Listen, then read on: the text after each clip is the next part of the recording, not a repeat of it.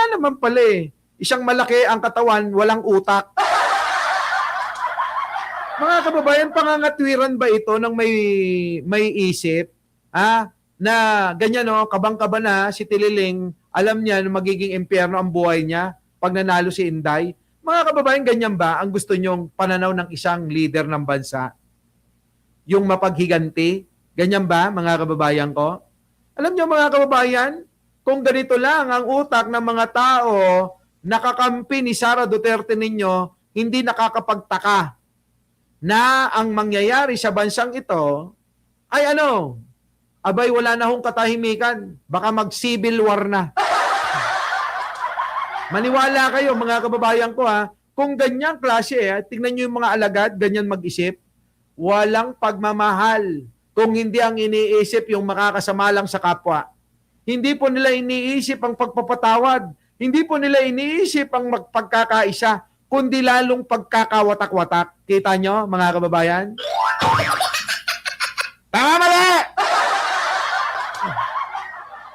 Bahala ka, galit na ako sa'yo, OG.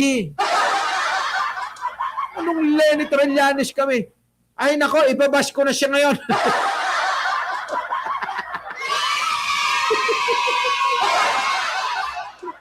Diba? Kita niyo yung katira, no? Antindi. Mga kababayan ko, utak ipis talaga. Kaya tuloy, si Trillanes, eto na, sumagot. Parang baliktad naman, mga DDS ang kabang-kaba dahil unti-unti na silang nauubos. Si Sara na lang ang pag-asa nila sakaling maupo sa pagkapangulo.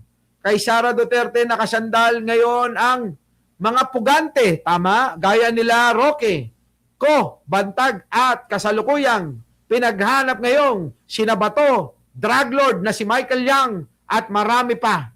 Siya madaling sabi, drugs, illegal gambling, human trafficking, and other illegal activities, ang nasa likod ni Sara Duterte. Matagal ko naman sinasabi sa inyo yan.